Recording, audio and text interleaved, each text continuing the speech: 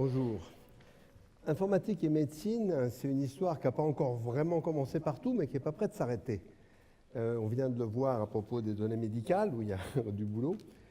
En fait, ça a commencé par l'imagerie médicale. Alors pourquoi? Si vous allez passer un scan ou une IRM, vous êtes devant une machine dont on pense que c'est de la physique. C'est au moins autant de l'informatique que de la physique. Pourquoi? Parce que le capteur physique qui est dedans ne fabrique pas du tout une image.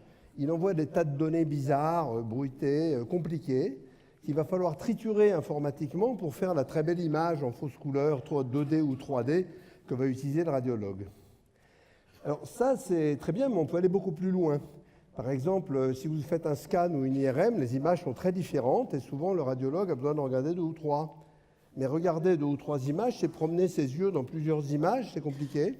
Donc maintenant, ce qu'on sait faire, c'est fusionner ces images en une seule, dans lequel le radiologue va pouvoir se promener librement en faisant apparaître ou pas des choses d'un mouvement de main. La radiologie, ça ne sert pas qu'à faire des diagnostics, ça sert aussi à opérer. La radiologie interventionnelle, pour vous opérer le cœur, ça fait un petit trou par là, ça rentre dans la fémorale ou dans l'iliaque, ça arrive dans le cœur, et le praticien, quand il vous opère, il ne regarde pas vous, il regarde son écran, parce que vous, il n'y a rien à voir. Et il regarde son écran, et sur son écran, il y a des images 3D et de la réalité virtuelle qui va montrer par exemple ses outils, où ils sont, où est-ce qu'il doit taper, où est-ce qu'il a déjà fait, et des tas d'indications comme ça. C'est de la routine, ce n'est pas de la science-fiction. La réalité virtuelle, on en verra bien plus pour la chirurgie après.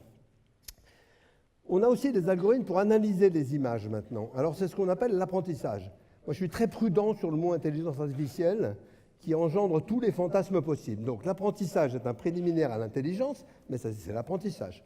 Donc ce sont des algorithmes qu'on va entraîner sur de très grandes bases de données d'images, de centaines de milliers d'images, annotées par les radiologues. Là, il y a une lésion de tel type, là, il y a une tumeur bénigne, là, il y a une tumeur maligne. Et on va leur apprendre à reconnaître, mettons, 1000 sortes différentes de lésions. On les entraîne très longuement sur ces choses, ça coûte très cher, et ensuite, il va être capable de lire vos images. Alors, ce n'est pas magique, mais c'est impressionnant, ça a des résultats qui se comparent à ceux des radiologues, mais avec un problème, c'est qu'on ne sait pas du tout expliquer comment ça marche, et donc qualifier comment ça marche, ce n'est pas si simple. Et les prothèses aussi, c'est bien. Moi, j'ai des petites prothèses dans les oreilles, là. Ce sont des miracles d'informatique et d'électronique, c'est vraiment fantastique. Puis maintenant, c'est relié au téléphone, on peut même écouter les coups de téléphone directement, et vous réglez les programmes. Les prothèses des pacemakers, maintenant, ça permet de bouger. Avant, c'était très compliqué, c'était à vitesse constante, les vieux pacemakers. Maintenant, ça s'adapte les pompes à insuline, pareil. Puis maintenant, on vous fait des dents en imprimante 3D ou des hanches en imprimante 3D qui sont plus précises, etc. Bon, ça, c'est le côté pile de la chose, mais maintenant, passons au côté face. Il y a pas mal de côtés face en médecine. Le premier étant le fait que l'informatique n'a pas du tout pénétré le monde médical, ou très peu. Là, on a vu ce matin sur les hôpitaux connectés. Bon, ça veut dire que les hôpitaux vont doucement se mettre au rythme auquel le reste du monde est depuis longtemps, quelque part. Moi, j'habite dans un désert. Je ne peux pas du tout envoyer des mails à mon médecin. Ce n'est pas possible, ça.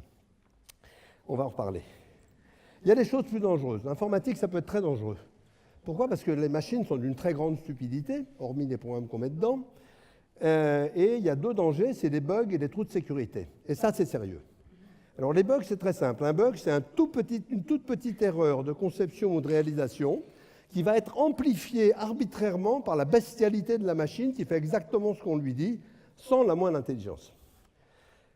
Un exemple, c'est le Terac 25, une machine à irradier pour traiter les cancers aux États-Unis et au Canada, qui a surirradié très gravement, voire mortellement, une douzaine de personnes à cause d'un bug stupide dans la routine qui traite les touches du clavier de l'opérateur. Vous voyez, dans le genre amplification, c'est pas mal.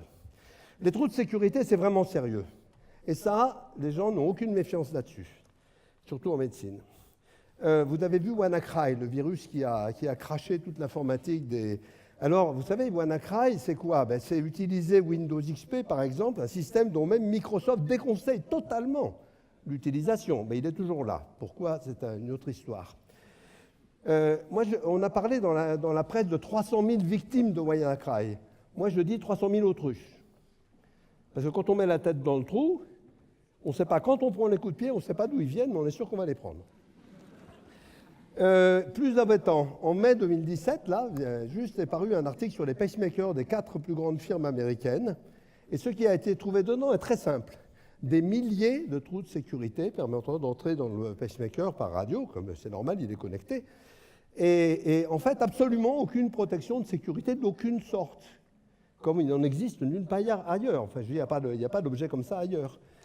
Et c'est très étonnant parce que même l'organisme de santé américain d'homologation des santé a donné des règles qui n'ont jamais été respectées par aucun fabricant et que personne n'a jamais vérifiées. On fait des protections folles pour les médicaments, pas folles, sérieuses pour les médicaments, et n'en fait rien. Alors, d'où viennent ces états de fait? Je pense que la première chose, c'est que la médecine a été totalement rétive à l'informatique. Il n'y a pas du tout de culture informatique, on le voit aussi pour les big data. Il n'y a pas du tout de culture dans le domaine. Bon, la médecine, c'est compliqué, mais si on regarde un étudiant en médecine, il va faire 0 seconde d'informatique réelle. Je ne parle pas d'utiliser une tablette. 0 seconde d'informatique avant le bac et 0 seconde dans toutes ses études. Puis après, il n'aura plus le temps. Donc, la médecine est restée très étanche à ce monde-là. Et moi, je suis très surpris parce que j'ai fait pas mal d'expertise en spatial, en nucléaire, en avionique, sur les systèmes de très haute sécurité. Et ni moi, ni aucun de mes collègues n'a jamais été consulté sur un dispositif médical. Prendre le pouvoir sur un pacemaker, je vous laisse imaginer. Donc, il y a vraiment un problème. Donc, il y a un problème de culture en médecine qui est, à mon avis, fort. Et le problème de culture, c'est toujours très difficile à résoudre, d'accord ?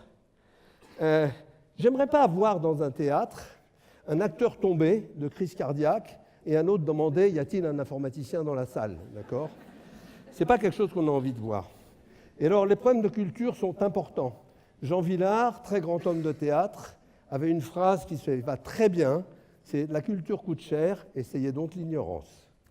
Merci.